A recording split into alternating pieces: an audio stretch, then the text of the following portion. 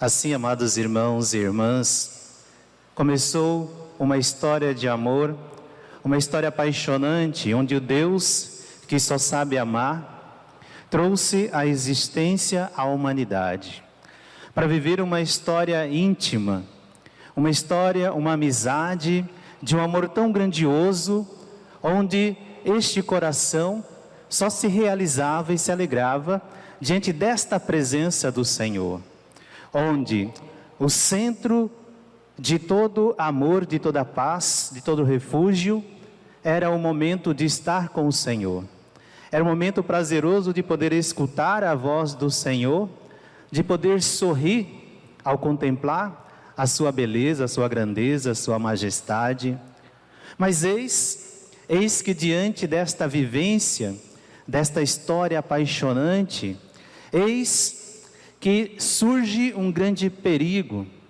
Eis que diante desta amizade tão bela, de um Deus que só sabe amar, com a sua criatura, a humanidade, o homem e a mulher, surgiu no coração daqueles que serviam a Deus uma inveja grandiosa. E diante desta inveja grandiosa, deste ciúme grandioso, a sedução para poder corromper o coração deste homem, o coração desta mulher, e o distanciar deste amor grandioso, o distanciar desta amizade. Diante deste envolvimento, desta sedução, o maligno conseguiu então enganar o homem e a mulher, e eles, caindo na sua desobediência, caindo no orgulho, querendo ser igual a Deus, acabou então perdendo esta amizade. Aquele que era o centro da vida do homem e da mulher, já não mais está no centro, porque por conta da desobediência, por conta do pecado, outras coisas tomaram este lugar. Outras coisas tomaram o centro, que deveria ser Deus e é Deus. O homem colocou a si mesmo como centro de todas as coisas. E aí então, a ruptura, a perda da amizade, a expulsão do paraíso. Começa aqui na história da humanidade, amados irmãos e irmãs, uma canção não muito bela, uma canção desesperadora, porque eis que surge o sofrimento, eis que surge o desespero, eis que surge o medo, o pavor. Mas mesmo diante dessa trágica história, por conta do pecado, desta ruptura, da perda da amizade com Deus, eis que esse Deus que só sabe amar, esse Deus traça um plano de salvação, para poder trazer para perto de si novamente o seu amado filho, a sua amada filha. E aí nós podemos perceber e ver na história da salvação, o Deus que não se cansa de dar os sinais, de poder mostrar ao homem e à mulher, que somente nele se encontra o refúgio, nele se encontra a fortaleza, nele se encontra a paz. Trazer de volta para si aquele que se perdeu, como na história, na parábola da ovelha perdida. O Deus que segue então ao encontro da ovelha que desgarrou, se perdeu. E aí então a promessa de que um dia o Senhor iria restituir todas as coisas. Esse castigo, este pecado, ele iria ser pago. Mas nem sequer imaginava que o pagamento deste pecado, preço por esse resgate, seria a entrega do próprio Deus, seria a entrega do próprio Senhor. E assim, através da história da revelação, nós podemos acompanhar esse Deus que só sabe amar, buscando cumprir a sua promessa. Mesmo diante de tantas desobediências do homem e da mulher, que já havia provado a fidelidade de Deus, a providência, ainda assim, diante das suas teimosias, diante da sua falta de fé, de segurança, diante do seu orgulho, sempre se distanciava do Senhor. Mas o Senhor nunca desistiu.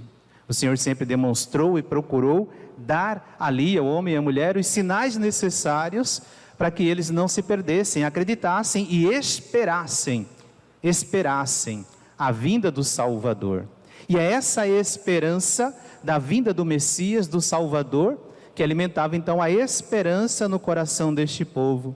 Este povo que viveu escravo no Egito, este povo que peregrinou no deserto durante tantos e tantos anos, que sofreu muito, mas mesmo diante de todos os sofrimentos, o Senhor demonstrava ali que Ele é fiel na sua promessa. E foi dando os sinais, enviando a água, no momento onde a sede era tamanha e não tinha nenhum lugar onde pudesse ter água, o Senhor então da rocha faz brotar água para saciar a sede deste povo. Diante da fome desse povo que no deserto não tinha nada para comer, o desespero já tinha tomado conta do seu coração, fazendo com que muitos blasfemassem contra Deus, tendo saudade da escravidão do Egito, desejando ser escravo, porque quando era escravo tinha alguma coisa para comer, e agora na travessia do deserto não tinha nada. Mas mesmo assim, diante dessas blasfêmias, Deus providenciou alimento para este povo, mandando maná, mandando as codornizes, e assim nós vimos Deus que vai sempre buscando ali mostrar, através de cada sinal, que Ele não esquece dos seus, que Ele é providente. Até quando nós podemos então testemunhar e ver esse Deus grandioso que é anunciado, o anjo que anuncia a Virgem, para que o Filho de Deus viesse até nós, assumir a nossa condição, o Verbo divino que se faz carne, e aí então começa-se de forma mais concreta, visível, esta entrega de um Deus que só sabe amar. E nessa história de amor, nesta história de amizade, nessa história também de desobediências, tantas e tantas desobediências, nós vimos que muitos corações se deixavam enamorar pelas palavras do Cristo, nosso Senhor, se deixavam seduzir por todos os sinais que Jesus realizava e seguia. Mas, quando se aproximou o momento crucial, o momento da cruz, o momento do Calvário, muitos acabaram voltando, muitos não deram seguimento, muitos abandonaram o Senhor. E no Calvário, apenas um grupo pequeno, diminuto, fez-se fiel junto com o Senhor. Mas é justamente aqui, neste ponto crucial da história da nossa salvação, que toda a humanidade volta o olhar novamente para o centro de todas as coisas, que é o nosso Senhor. E aí, então, na imagem do Cristo, já na cruz crucificado, se vê ali o pagamento do nosso resgate. Se vê ali sendo rasgada toda a nossa condenação. A morte, ela já não é mais a última palavra. O Senhor Jesus se entregou por nós. O Senhor Jesus, no seu corpo belo, santo, trouxe todos os flagelos dos nossos pecados. Todas as feridas das nossas enfermidades, doenças, imperfeições. Ele ficou tão desfigurado que não se podia olhar para o Senhor. A palavra nos diz que as pessoas quando passavam, eles viravam o rosto, não conseguiam mirar, olhar fixamente, porque tamanha era a feiura, não tinha beleza, como diz o profeta Isaías.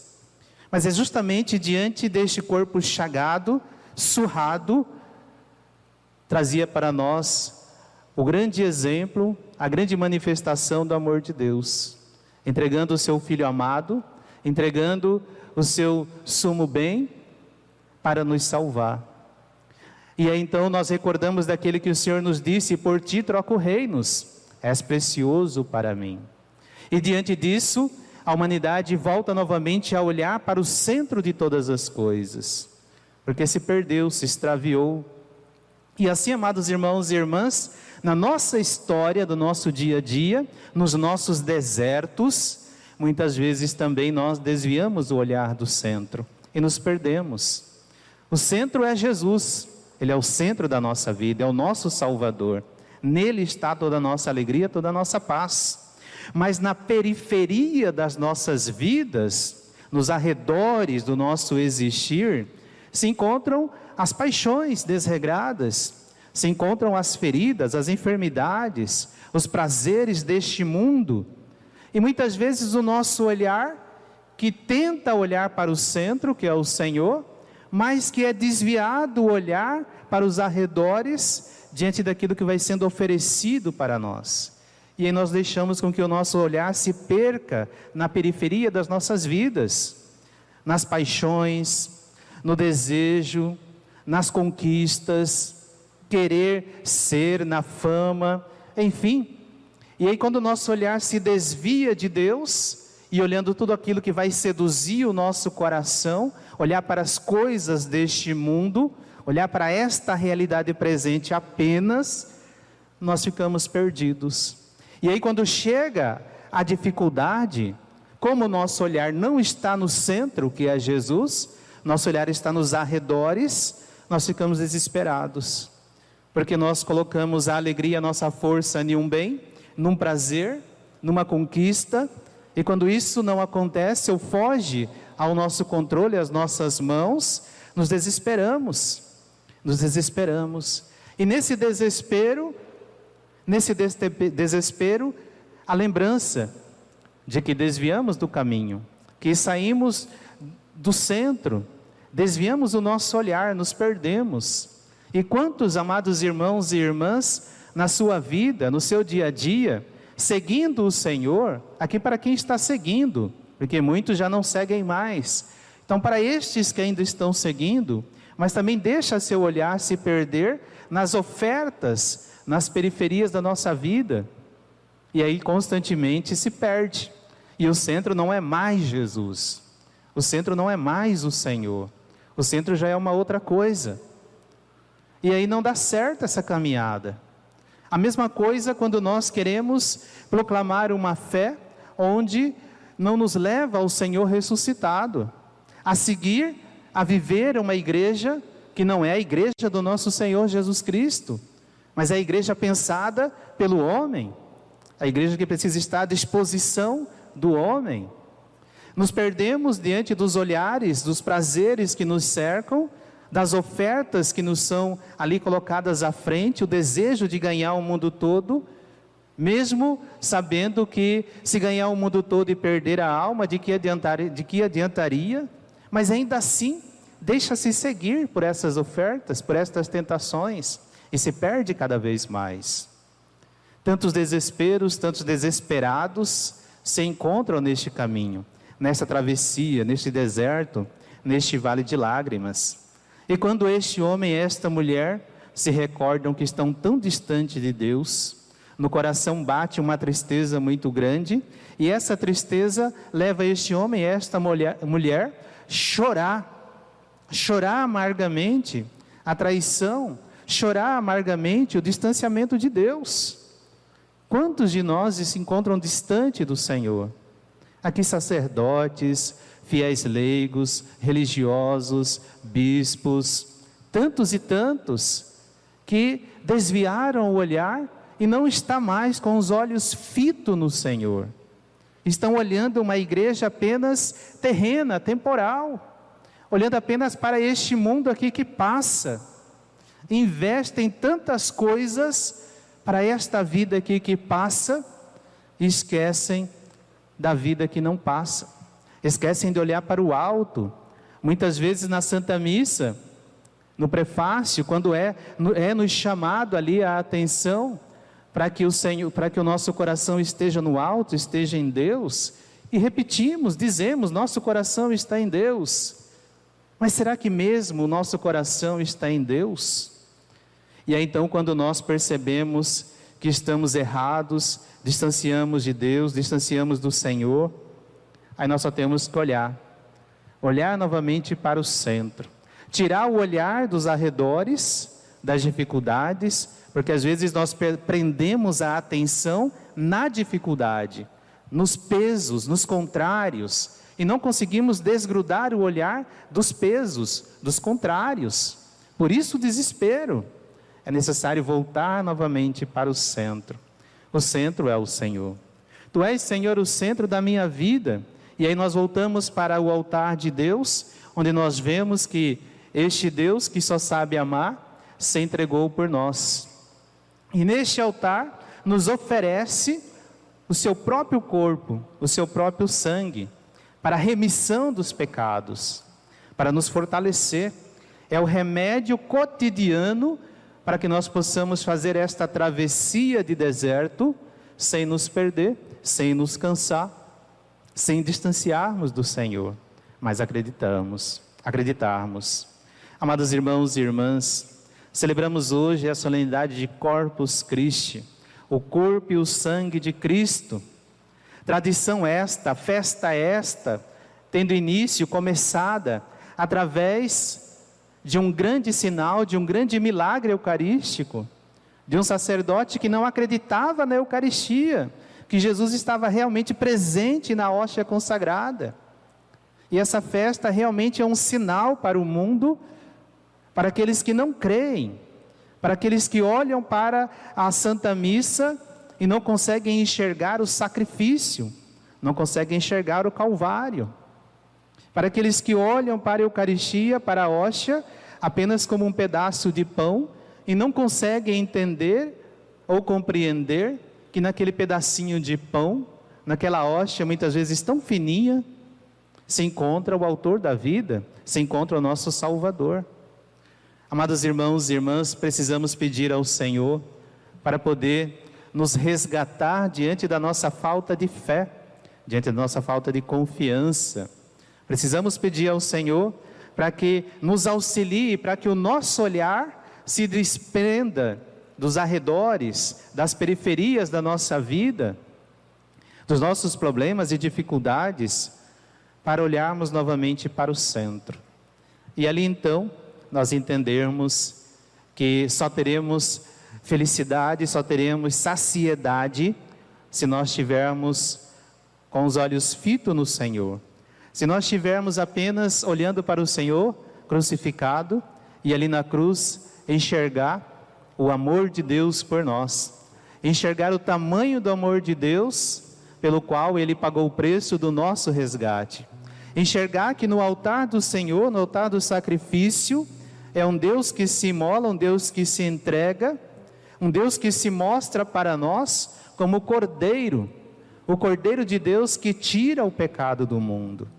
Mas o mundo, como diz o Senhor, não quis aceitar essa verdade.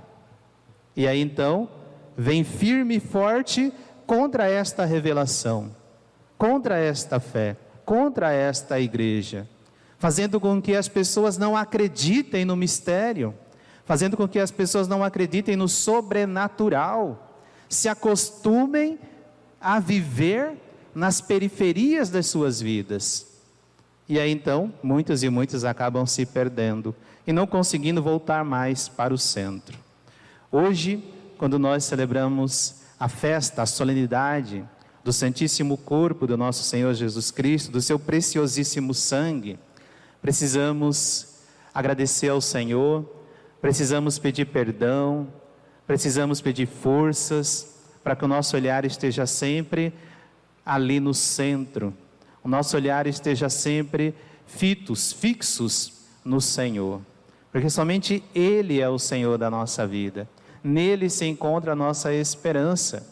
Não existe uma outra oferta, não existe uma outra palavra, não existe um outro lugar ao qual nós encontraremos refúgio, segurança, vitória diante das nossas batalhas. É somente no Senhor. Por isso precisamos cantar a cada dia esta verdade. Bendizer o Senhor, o seu nome santo, para que não nos percamos diante das tentações e seduções, porque o maligno não desistiu de perseguir o homem e a mulher. O maligno não desistiu de fazer com que o homem e a mulher ficasse distante de Deus. Ele continua, é o trabalho dele, a missão dele, nos tirar de Deus, nos afastar do Senhor. Como nós iremos responder diante disso? Como nós iremos responder diante das tentações que o Senhor nos faz diariamente?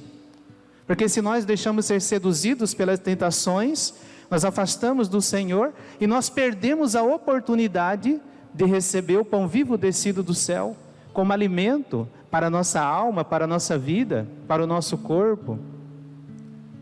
Nos afastamos da Eucaristia, e tantos se acostumam a viver longe da Eucaristia, porque ficam presos nos seus pecados e não querem abrir mão dos seus pecados, não querem abrir mão dos seus prazeres. E é então uma alma que vive distante do Senhor. E constantemente esse espírito, esta alma, irá ansiar por Deus, irá ansiar pelo Senhor. Tantas tristezas, tantas depressões, tantas almas tristes, porque não estão com o olhar fito no Senhor, porque não estão olhando e buscando o centro de tudo, da nossa existência, do nosso ser, que é Jesus. Por isso convidamos você, meu irmão, minha irmã, que nos acompanha na sua casa, a olhar para a sua história, olhar para a sua vida. Veja como está sendo a sua amizade com Deus.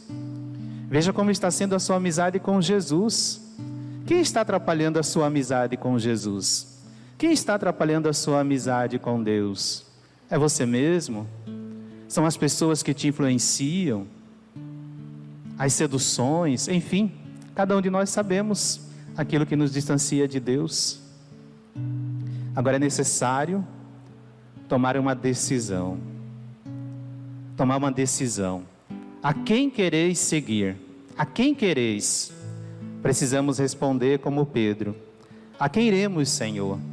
Só Tu tens palavras de vida eterna. Não tem outro lugar, não tem uma outra palavra. Somente uma, única, que é a palavra que vem do nosso Deus. Tu és o centro, Senhor, da minha vida. Tu és a razão, Senhor, do meu existir. Cantemos novamente este refrão, mas com a nossa alma, com o nosso coração, nosso espírito. Você aí na sua casa cante também este refrão, demonstrando esse desejo de voltar para Deus, de voltar para a igreja verdadeira de nosso Senhor Jesus Cristo, onde Ele se encontra presente, vivo e verdadeiro na Eucaristia. Tu és o centro da minha vida, és a razão da minha alegria. Não quero tirar os meus olhos de ti.